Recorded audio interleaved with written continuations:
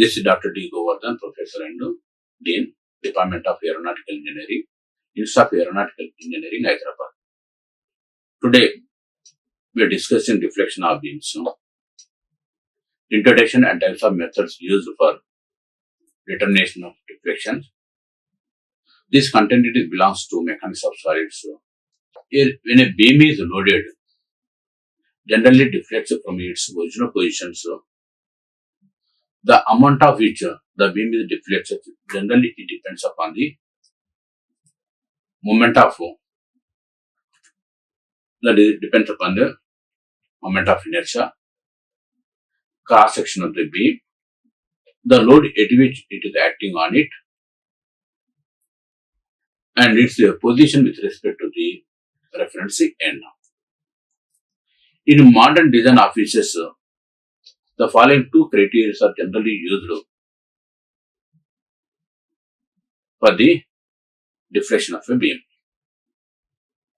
One is the strength, one more is the stiffness. These are the two important parameters generally used for designing particular beams for engineering applications. The strength means the strength criteria which is used in design is it should be strong enough to resist the bending moment when the load is acting on it. When a beam is loaded, generally it is subjected to shear force as well as the bending moment. The values of shear force and bending moment, it changes along the length of the beam. So here, depending on these two factors, the bending moment is taking place now. It is a force into distance. It is a product of.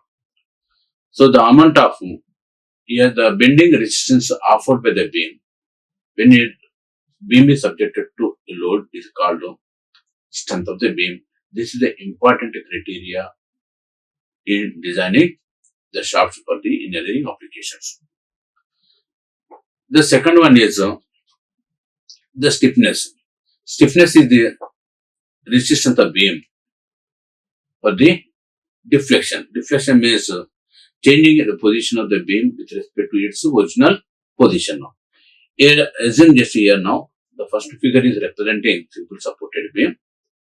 It is subjected to uniformly distributed load W per unit length along its entire length. Because of this load, originally it is represented A, C, B in a straight lines, but when the beam is subjected to load, it is deflected to A, C, dash and B and so on. So because of this deflection, the performance of that particular part will changes. It also affects the performance of the machine now. Hence, here the property which resists the deflection of the beam when it is subjected to load is called here stiffness. The strength and stiffness both are important. You should not cross the permissible limit while considering its design. Here curvature of the bending beam. A consider simple supported beam of length AB as shown in figure. A bending due to a point load or uniformly distributed load acting on it. Here we are not shown on it. Here it is in the form of a semicircular shape which is represented here now A, D, B as shown in figure. Because of this beam is subjected to uniformly distributed load or the point load. Here let us consider L is representing the length of the beam AB. M is equal to bending moment. Here the maximum bending moment is obtained at the middle when it is subjected to a point load at the middle or uniformly distributed load over its entire length. If R is equal to radius of curvature of the bend beam, it is now bend in the form of approximately circular shape where R is representing curvature of the bend. Now M by I is equal to E by R is equal to, here it is known as the bending moment equations. M by R, I is equal to E by R is given, where R is representing the constant now. In this equation, so I is representing moment of inertia of the beam, M is equal to bending moment, E is the modulus of velocity of the materials, it is a property of the materials. Let Y be the representing the deflection of the beam, which is maximum. We are taking it as in the middle. This is known as this Y position. I is the slope of the beam. That is the angle with which the tangent at A, here it is called, if it is in the form of circular shape, at A, this is the known as tangent. Tangent is represented here now, N and N dash, assume. The angle made by the tangent at a point A with the original position of the beam or with the axis of the beam is known as here the slope of the beam. Generally, it is represented by small I now. Then from the geometry of this figure now, we found that here take O as radius, O as center, radius is equal to OA or OB. Draw a circle because it is in the form of circular shape, we have taken circle. Then R is the radius of curvature, already we discussed now. Now from this geometric construction, after drawing the circle, AC, assume the C is nothing but representing the midpoint of the beam. That is AC into CB. AC into CB equal to EC into CD. This according to the geometrical constructions. So from the circle we got AC into CB is equal to EC into CD. Here AC is already we are assuming C is the midpoint of the beam. L is representing the length of the beam. Hence L by 2 into L by 2 is equal to, here total ED is equal to 2R. Hence it is equal to 2R minus Y, which is equal to EC into CD. CD is equal to Y now. So from this relationship we got on multiplication. So L by 2 into L by 2 is equal to L square by 4, which is equal to 2RY minus Y square. Here generally the deflection of the beam is very, very small when comparing its length. But when we are taking its product, that is the Y square values, it is value is negligible when comparing with the 2RY now. Hence, the modified equation of above it can be written as L square by 4 is equal to, here is equal to 2RY now. So, from this relationship we got to Y is equal to L square by 8R. But for a load beam now, from the bending moment equation, so this we got that the bending moment equation can be represented as M by I is equal to E by R is equal to sigma B by Y now, where M is representing the bending moment,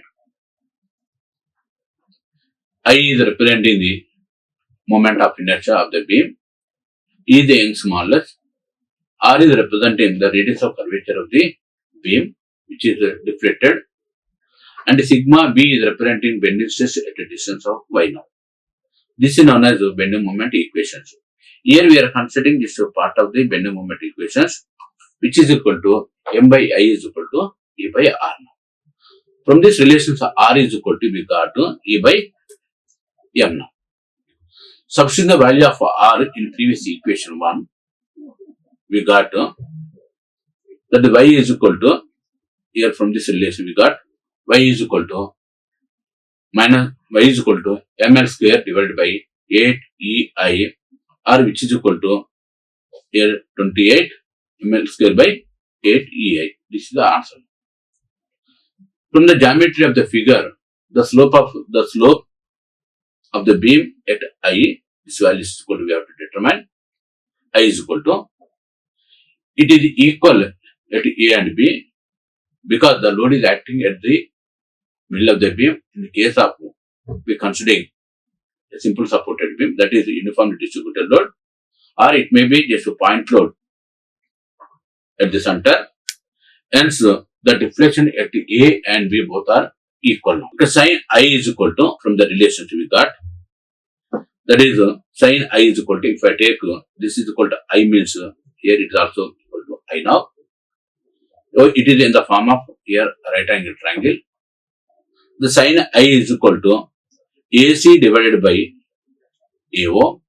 Here AC is representing the opposite side, hypotenuse, it is adjacent side, because we are taking this is nothing but equal to the I value. From this relation, so sin I is equal to AC divided by AO. Here AC is equal to half of the beam, that is L by 2, by OA is equal to the radius of curvature, which is approximately we consider in the form of circle now. Hence, here it is equal to, we can take it as L by 2R now. Since the angle is very, very small now, generally the sin I is equal to, we can represent it as I in radians. Hence, I is equal to, we can represent it as L by 2R. As in this equation number 2 now. Again, the substituting value of R in equation number in a second. That is, here we got I is equal to I m divided by equal to, it is equal to 2I in radians now. So, from this relation we got the above equation for deflection Y and slope have been derived from the bending moment only. That is, the effect of shear force is extremely very, very small as comparing with the bending moment. Hence, it is neglected. In actual practice, the beam bend into the arc of circle only in few cases, but generally it is in the form of elliptical shape, but it is not in the form of arc shape, but it has happened only few cases when the beam of uniform section and the beam is subjected to constant bending moment. The moment through its length of the beam is uniform. That is give the relationship between the here now angle as well as the deflection of the beam. The relationship between the slope, deflection and radius of curvature. Here consider a small portion of the beam PQ. Here we are taken which is already just bended due to the load is acting at its center, as shown in figure 2 now. Left ds is representing the, here the ds is representing the distance between the PQ, that is a part of the length of the beam which is deflected at a radius of R as shown in figure. R is equal to radius of the arc into which the beam has been went to. C is the representing the center of the arc, and psi is representing the angle which the tangent at P makes with the x-axis. Here we are taking here P and Q are the points on the beam. Here drawn two tangents at P and Q such that made the, that is x-axis as shown in figure. So the tangent P at P is making an angle of psi with the x-axis. Similarly, the tangent to Q, that is making an angle of psi plus delta psi as shown in figure now. From the geometry of this figure, the angle PCQ, this angle now becomes here dou psi now. Hence, ds is equal to, ds is nothing but that length of the beam which is bent into the arc, that is which is equal to PQ according to this figure, that is which is equal to psi plus dou psi is equal to, psi plus dou psi is representing the angle made by the tangent which is drawn at a point to Q as shown in figure. Now PCQ is equal to, already we have taken this is equal to dou psi, and ds is equal to, on multiplication we got ds is equal to r into dou psi. So R is equal to dou psi, dou ds divided by d psi. It can be written as now here dx divided by d psi. Here we are taking it is now two components. So here one x component of result this entire length into two components along the x along the y. So dx as well as the dy we are taken now. Hence approximately it is equal to dx by d psi or 1 by r is equal to, we can take it as d psi divided by dx. If x and y be the coordinates of the point P now. Now from this tan psi is also equal to, from this figure now, since it is equal to psi value we have taken, which is equal to here dy by dx. If you take the triangle P, as this is one more point we are taking now, O, and it is known as Q. That in the triangle POQ, we got psi is equal to, we got tan psi is equal to dy by dx. Since the psi value is very, very small, we can take it as equal to psi only, not psi. Tan psi is equal to psi as shown in figure. So dou psi by dou x is equal to, then on differentiating once again now, because we got earlier now psi is equal to dy by dx.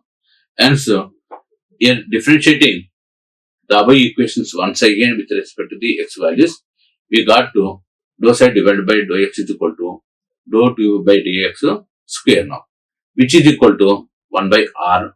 R 1 by r is equal to, we can take it as dou psi by dou x now.